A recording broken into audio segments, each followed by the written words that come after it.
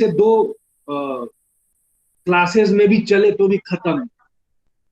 ठीक है, तो आज इंट्रोडक्शन ही समझना कि जो मेंस रिया है, ठीक है, जिसको हिंदी में बोलते हैं हम अपराध भावना या दुराशय या आपराधिक मन स्थिति, इन सब नामों से भी इसको जाना जाता है।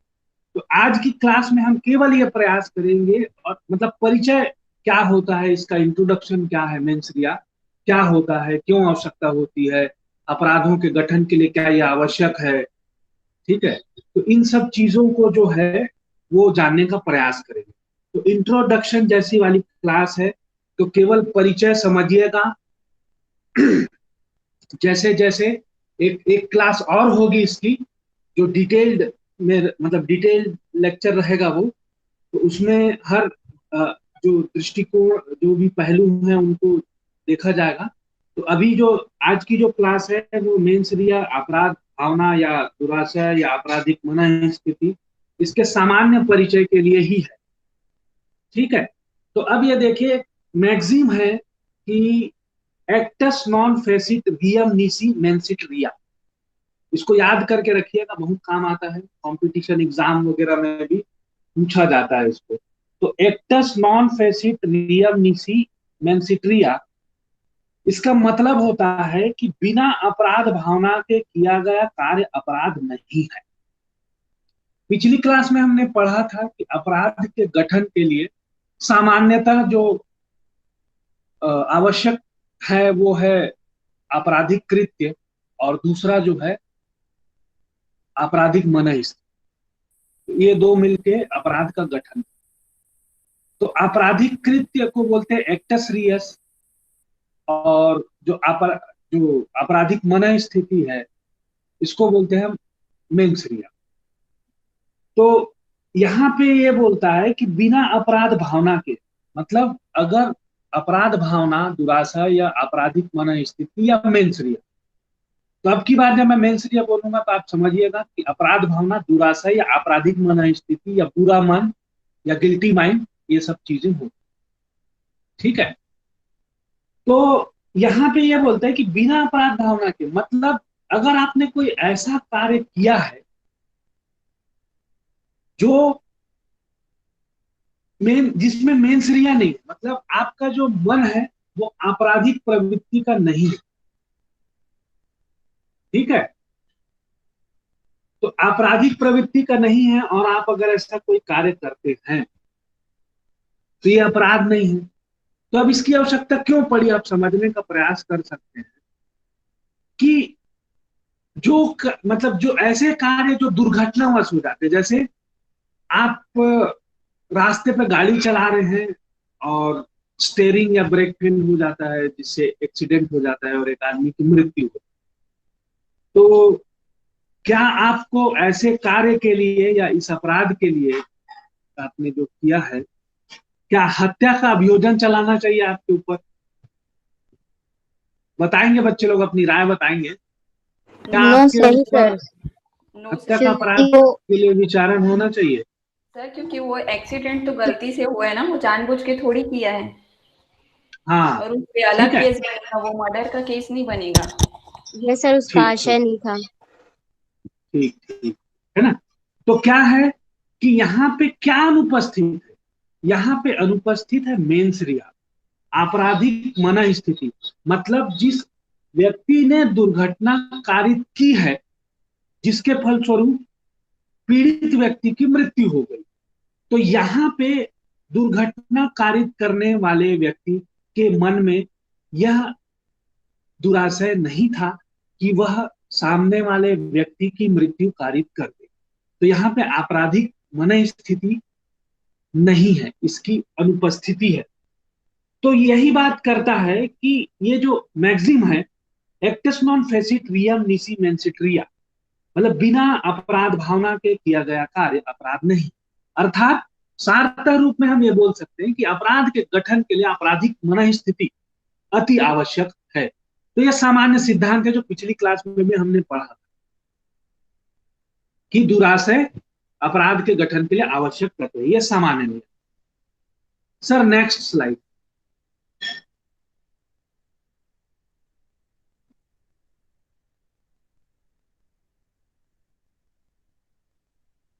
एमन सर,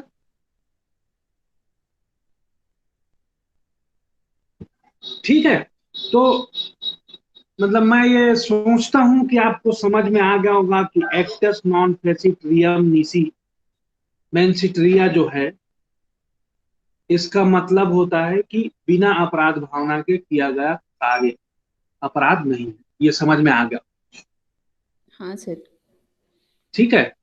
तो यहाँ पे देखो कि act itself does not make a man guilty unless his intention, ये भी जो मतलब इंटेंशन जो है वो भी गिल्टी मतलब ऐसा ना रहा हो कि उसका जो भावना है वो आपराधिक जब तक नहीं, थोड़ा सा करेक्शन लगेगा इस सेंटेंस में, ठीक है। तो जब तक आपका जो आशय है वो बुरा ना हो, अपराध करने का ना हो, तो वो कार्य जो है वो आप वो कार्य अपराध नहीं हो सकते। तो केवल आपराधिक कृत्य या कोई ऐसा कार्य आपने कर दिया है जो अपराध है, लेकिन उस अपराध को करने में आपका आशय न रहा हो या आपका आपराधिक मन स्थिति आपकी न रही हो उस अपराध को कारित करने में, तो ये जो कार्य है और जो परिणाम आएगा उसको हम अपराध नहीं बोल सकते। सर नेक्स्ट, मतलब यही एक्सप्लेनेशन है थोड़ा सा जो अपन जो पढ़े वो एक्टस नॉन फेसिट रियम नीसी मेंसिट रिया, ठीक है। अब एक इसी चीज को समझने का प्रयास करते हैं केसों के माध्यम से। तो देखिए आपके स्क्रीन पे एक है फॉलर वर्सेस पेजेट का एक केस है, ये 1789 का केस है। देखिए यहाँ पे ये डिसाइड किया गया था कि कार्य जो है, एक्ट जो है और जो इंटेंशन है, ये दोनों को संगामी होना चाहिए, मतलब साथ साथ चलने चाहिए, तो ही अपराध का गठन। जैसे मनोभावना मतलब दुराशय जो है या आशय आपका जो था कि तत्व की आवश्यकता यह है कि अभियुक्त अपने कार्य के परिणाम से अवगत था जो अपराध बनाते हैं। मतलब जिसे जो व्यक्ति है जिसने अपराध कारित किया है कि उसके लिए यह माना जाना चाहिए कि उस आदमी को अपने कार्य का परिणाम ज्ञात, मतलब उसको यह पता होना चाहिए कि वो जो काम करने वाला है वो अपराध है और उसके लिए वो दंडित किया जाएगा। तो आपराधिक मन स्थिति ऐसी होनी चाहिए, अर्थात वो परिणामों को वह पहले से ही भाप, मतलब कि अगर कोई व्यक्ति मृत्यु कारित करने जाता है और मृत्यु कारित करता है तो उसको ये पता होना चाहिए कि मेरे इस कार्य से एक व्यक्ति की मृत्यु हो जाएगी जो कि अपराध है और मैं मुझे इसके लिए दंडित किया जाएगा। तो मस्तिष्क की यह दोषपूर्ण स्थिति है जिसमें कृत्य के ज्ञान, मतलब आप जो कर रहे हैं उसका नॉलेज और परिणाम का पहले से ही अनुमान कर लिया जाता है। मतलब एक अपराधी को अपराध करते समय ये पता होता है कि उसका परिणाम क्या हो। तो आशय इच्छा की कार्यवाही है जो कार्य करने के लिए प्रेरित करती है। तो आशय जो है, इंटेंशन जो होता है वो क्या करता है कि आपको वो कार्य करने के लिए प्रेरित कर, मतलब जैसे आपको अगर किसी को मारना है, जैसे ए जो है वो बी को मारना चाहता है तो उसका इंटेंशन बी को मारने का है, तो ये इंटेंशन क्या होता है, ये इंटेंशन जो होता है वो आप जैसे ए को क्या करेगा, ये बी को मारने के लिए प्रेरित करता है, तो वो इंटेंशन है उसका, ठीक है। तो इच्छा कार्य करने को प्रेरित करता है। अब यहीं पे देखो ऑस्टिन ने बोला था कि आशय कार्य का उद्देश्य है, जो इंटेंशन है वो जो एक्ट करते हुआ उसका क्या होता है, ऑब्जेक्ट होता है, तथा जो प्रयोजन होता है इसका, जिसका यह आधार होता है, तो जिसके लिए आप काम करते हो या कोई कार्य किया जाता है उसका ये आधार होता है। तो वास्तव में मन स्थिति का क्या तात्पर्य है कि मन स्थिति का तात्पर्य है आपराधिक कार्य को करने का आशय। आपराधिक मन स्थिति का क्या तात्पर्य हुआ, आपराधिक कार्य को करने का आशय एवं आवश्यक तथ्यों के पूर्वानुमान को इंगित करता है। तो जो भी आवश्यक तत्व है उनके पूर्वानुमान को इंगित करता है। तो आपराधिक मन स्थिति का क्या तात्पर्य होगा, आपराधिक कार्य को करने का आशय एवं आवश्यक तथ्यों के पूर्वानुमान को इंगित करना। तो ये क्या होता है, आपराधिक मन स्थिति, दुराशय, मेंसरिया या आपराधिक भावना। तो कोई व्यक्ति यदि किसी व्यक्ति को शारीरिक क्षति करने के आशय के बिना कार्य करता है तो उसे दंडित नहीं किया जा सकता। मतलब उसका जो मन था, जो दुराशय था, वो नहीं था। ठीक है। अब एक अगला केस और देखते हैं जिससे ये और क्लियर होगा कि आपराधिक मन स्थिति क्या है। इसी क्रम में देखिए, आर वर्सेस प्रिंस का एक केस है। ये 1875 का केस है और मेंसरिया के लिए फेमस केस है। तो इसमें देखिएगा कि अभियुक्त को एक अवयस्क लड़की के अपहरण के लिए आरोपित किया गया। तो अभियुक्त जो था वो प्रिंस था, जिसने क्या किया था कि एक एक लड़की थी, तो उसको उसने वयस्क समझ के, मतलब वो उसको ये मान उसके हिसाब से वो लड़की जो थी वो एडल्ट थी, जिसके साथ उसने कुछ समय बिताया। और ये एक मतलब फैक्ट्स थे इस केस के। तो उसको वहां प्रिंस को क्या किया जाता है, अपहरण के लिए आरोपित किया जाता है। तो उस पर चार्ज लगाते हैं, उसके जो पिताजी रहते हैं वो चार्ज लगाते हैं वहां पे। तो अभियुक्त जो है, जो प्रिंस है, एक्यूज पर्सन जो है, वो अपने बचाव में क्या करता है कि बोलता है कि मैं यह नहीं जानता था कि लड़की अवयस्क है। ठीक है। मतलब वो ये दलील देता है कि वो दिखने में ऐसे नहीं दिखती थी कि वो बच्ची है, मेरा ये मानना था, और उसने भी नहीं बताया कि वो अवयस्क है, ऐसा करके। तो बोलता है कि न्यायालय ने, अब देखो ये उसकी दलील थी प्रिंस की, तो अब देखो न्यायालय क्या बोलता है।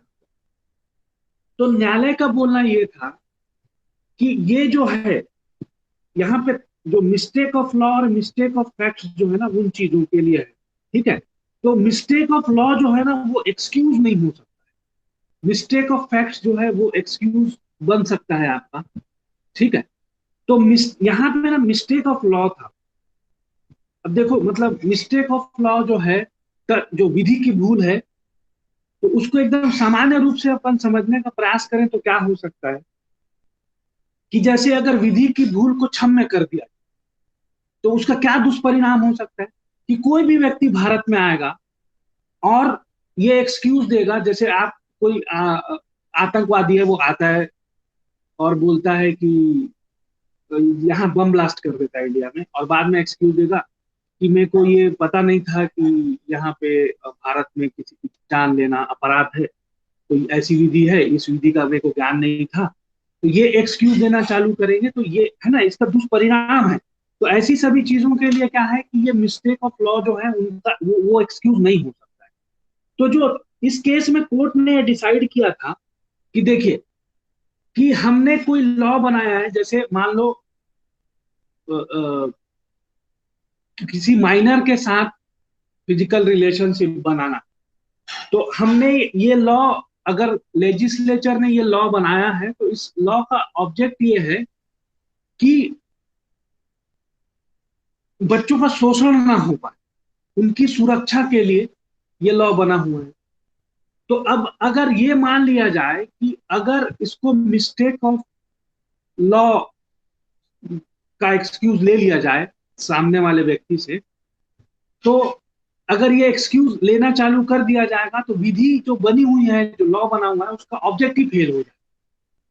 तो यहाँ पे कि उस लड़की ने नहीं बताया, मुझे नहीं पता था, उसको देखने से मुझे ऐसा नहीं लगता था कि वो माइनर है।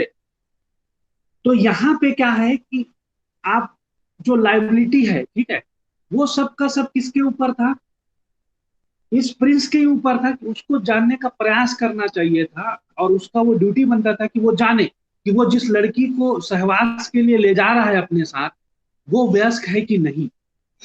तो यहाँ पे उस प्रिंस के एक्सक्यूज को नहीं माना गया, इसको मिस्टेक ऑफ लॉ माना गया और उसको मतलब दोषी ठहराया। तो इस निर्णय की बाद में बहुत आलोचना भी हुई कि यहाँ पे आपराधिक मन स्थिति नहीं था प्रिंस का, उसके बाद वजूद उसको गिल्टी ठहराया गया। लेकिन यहाँ पे जो कंक्लूजन है वो ये है कि ये मिस्टेक ऑफ लॉ है जो एक्सक्यूज नहीं बन सकता है। इसीलिए यहाँ पे मेंस रिया नहीं होने के बावजूद भी उसको क्या किया गया, दंडित किया गया।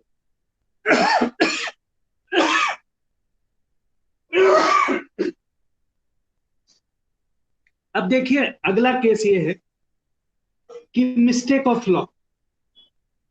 तो अब देखिए कि एक अगर पति पत्नी में से कोई जीवित है तो पत्नी अगर दूसरा विवाह करती है, या मतलब अगर शादी बनी हुई है और पति दूसरा विवाह करता है तो ये अपराध है, द्विविवाह का अपराध है। तो इसी से संबंधित है ये आर वर्सेस टॉल्सन का जो केस है। तो इसमें क्या होता है कि शादी होती है, मिसेस टॉल्सन जो है, उनकी शादी के बाद जो मिस्टर टॉल्सन है उनको छोड़ के चल देते हैं कुछ समय बाद, और 4-5 साल तक ये मतलब कोशिश करती है वो पता लगाने की कि टॉल्सन कहाँ है, मतलब उसके पति कहाँ है, ऐसे करके।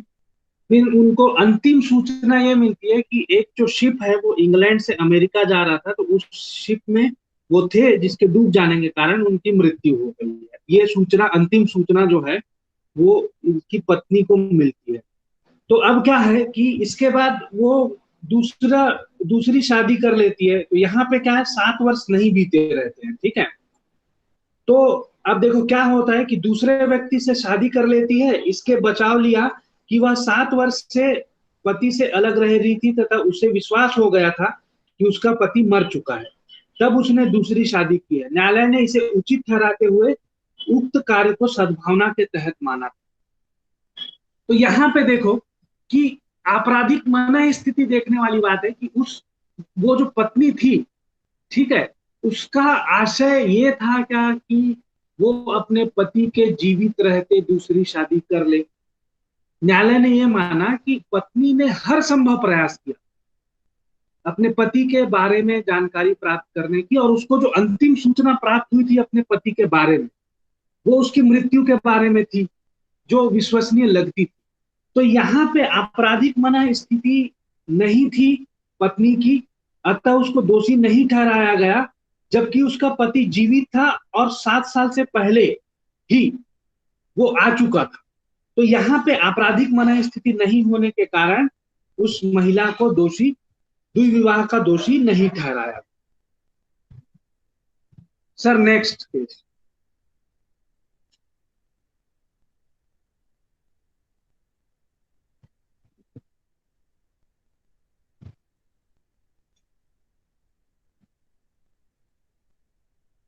अब जो नेक्स्ट केस है वो state of Maharashtra versus M H George का केस है। तो इस केस में क्या है कि जॉर्ज जो है स्विस से मनीला की यात्रा कर रहा है। जब वह बंबई के हवाई अड्डे पर उतरा तो 34 किलो सोने की सिल्लियां बरामद की गई उससे। उसने जहाज के घोषणा पत्र में यह घोषित नहीं किया था, मतलब उसने डिक्लेयर नहीं किया था चीज को। और हमारे यहाँ ये रूल है कि रिजर्व बैंक ने एक ऑर्डिनेंस जारी किया था जिसमें बताया था कि सोना बिना अनुमति के भारत में नहीं लाया जा सकता है, तो आपको बताना पड़ेगा। तो जॉर्ज को क्या है, मनीला मनीला जाना था, तथा रिजर्व बैंक की अधिसूचना भी उसको मालूम नहीं थी क्योंकि वो फॉरेनर था। तो यहाँ पे सुप्रीम कोर्ट के जो न्यायाधीश है सुब्बा राव ने कहा कि विधि की अज्ञानता क्षम्य नहीं है। तो उसका एक्सक्यूज ये था कि मेरे को ये नहीं पता था कि इंडिया में बिना सूचना दिए सोना लाना गैर कानूनी है, जॉर्ज का एक्सक्यूज।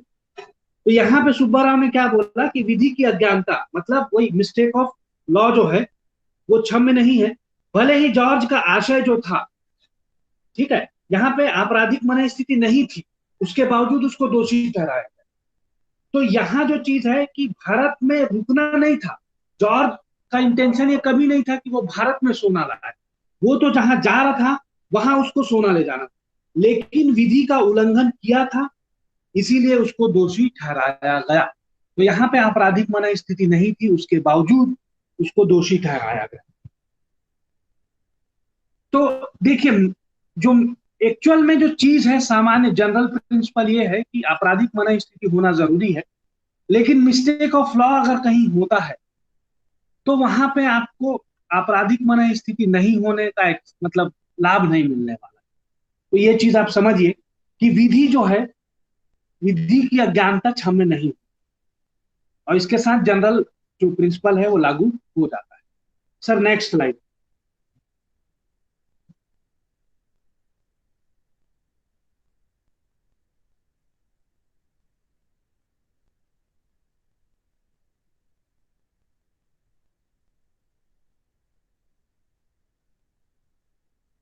अब पिछली क्लास में अपन देख चुके हैं कि जो जनरल प्रिंसिपल हो वो क्या है। तो सामान्य सिद्धांत है वो क्या बताता है कि एक्टस रियस मतलब आपराधिक का मतलब जो कार्य है, और दुराशय मेंस रिया मिलकर अपराध गठित करते हैं। तो ये सामान्य नियम है। परंतु इस सामान्य नियम के अपवाद भी हैं, जो पिछली क्लास में अपन देख चुके हैं कि कभी कभी क्या होता है कि केवल आशय ही अपराध गठित करते। ठीक है, तो यहाँ पे आपराधिक मन स्थिति होने के बावजूद भी आपको क्या, नहीं होने के बावजूद भी आपको दोषी ठहरा दिया। तो अपवाद में क्या क्या देखे थे आपने? संकुचित दायित्व स्ट्रिक्ट लाइबिलिटी, दूसरा क्या था? पब्लिक न्यूसेंस लोक अवदूषण का मामला, तीसरा क्या था? विधि की अज्ञानता मतलब मिस्टेक ऑफ लॉ। ठीक है, चौथा क्या था? कि जहां पे मेंस रिया साबित करना बहुत कठिन काम हो वहां पे, और पांचवा जो था और अंतिम था कि ऐसे मामले जिसका स्वरूप तो आपराधिक हो, मतलब स्वरूप जैसा वो दिखता है वो क्रिमिनल केस हो, लेकिन वास्तव में एक्चुअल में वो क्या होना चाहिए? दीवानी या व्यवहार संहिता सिविल केस होना चाहिए। तो ऐसे मामलों में आपराधिक मन स्थिति जो है वो साबित कर मतलब उसकी आवश्यकता नहीं होती है। Sir next.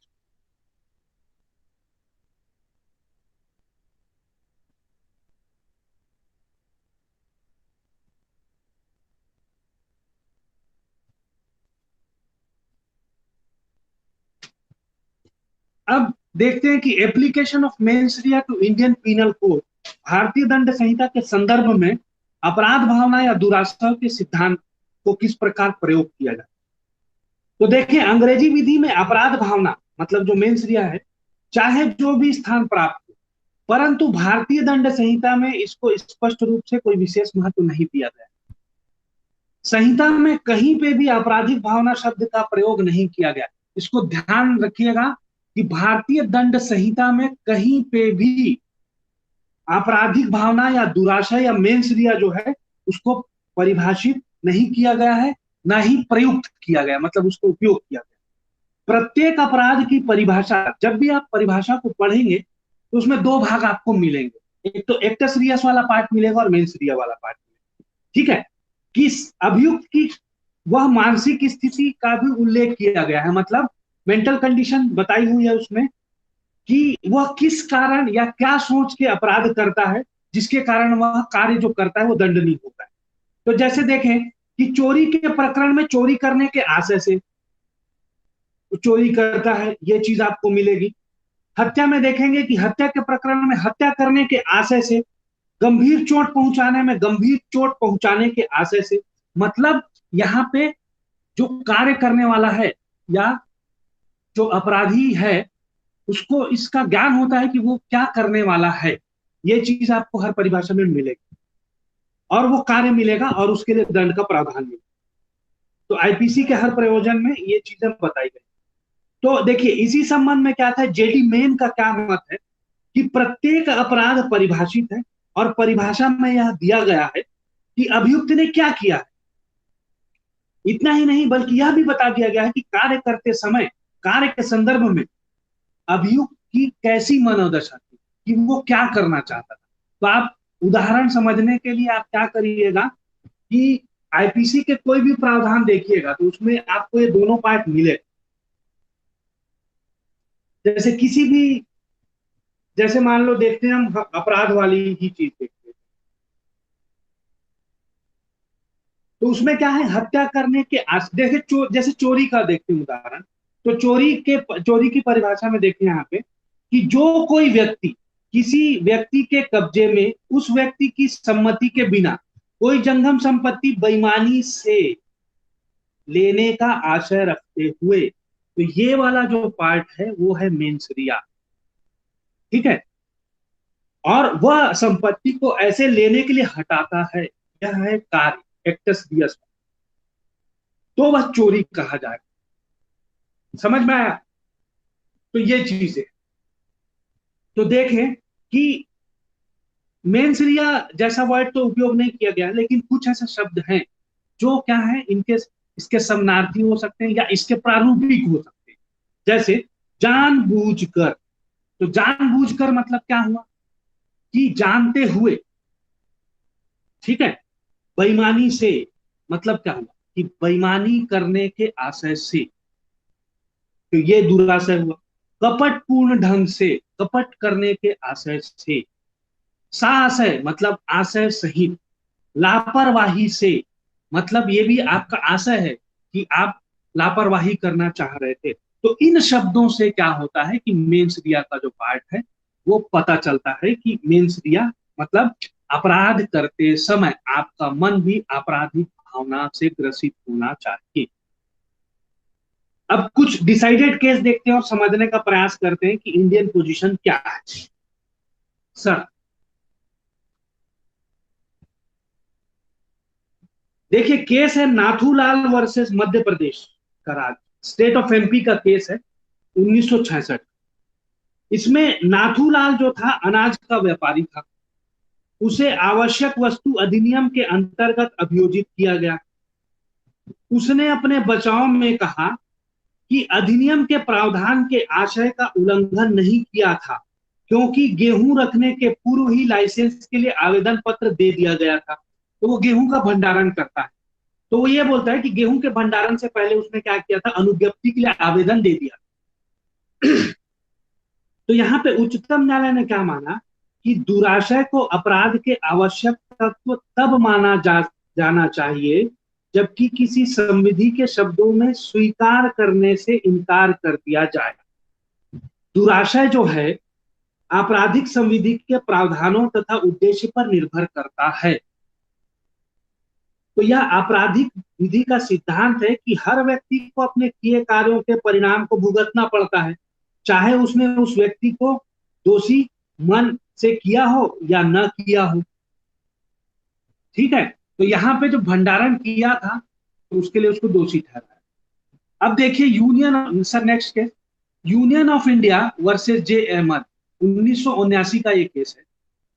देखिए यहाँ पे क्या प्रश्न उठा कि अनुशासनात्मक कार्यवाही में दुर्व्यवहार को दुराशय के अंतर्गत लाया जाए या नहीं। ठीक है। तो उच्चतम न्यायालय ने नकारात्मक उत्तर देते हुए यह विचार किया कि कर्तव्य पालन में की गई घोर उपेक्षा दुराशय से युक्त नहीं हो सकती है। तो भारतीय दंड संहिता में साधारण अपवाद दुराशय को नियंत्रित करता है। भारतीय दंड संहिता के अंतर्गत कुछ ऐसे अपराध जहां की दुराशय को प्रकट नहीं किया गया है, जैसे जहां पे दुराशय की आवश्यकता नहीं होती है। जैसे अगर आप भारत सरकार के विरुद्ध युद्ध करना चाहते हैं तो आपका दुराशय हो या ना हो, आपने अपराध कारित कर दिया। राजद्रोह, आपने अपराध कारित। व्यापहरण एवं अपहरण की दशाओं में आपराधिक मना स्थिति महत्व नहीं रखती। सिक्कों एवं स्टाम्पों का कूटकरण अगर आप करते हैं ऐसे अपराध, तो इसके लिए आपराधिक मना स्थिति की आवश्यकता नहीं होती है। Sir next case. तो देखिए ये हीरालाल हरिलाल भगवती वर्सेस सीबीआई का एक केस था 2003 का। तो इस केस में ये बोला था कि छल करना जो, ठीक है, 420 जो है, और कूट रचना, तो ऐसे अपराधों में दुराशय का होना आवश्यक माना गया है। तो अगर छल और कूट रचना के जो अपराध हैं उसमें दुराशय का होना आवश्यक है। आपका मन जो है वो आपराधिक मनोभावना से ग्रसित होना चाहिए, ये डिसाइड किया था उच्चतम न्यायालय ने। और जो नेक्स्ट केस है राम नारायण कोपली वर्सेस सीबीआई का केस था। तो इस केस में भी ये डिसाइड किया गया था कि छल और कूट रचना जो है उसके अपराधों में दुराशय का होना आवश्यक माना गया। ठीक है। तो सर मेरी तरफ से तो हो गया है। बोला सर रिकॉर्डिंग बंद कर दीजिएगा।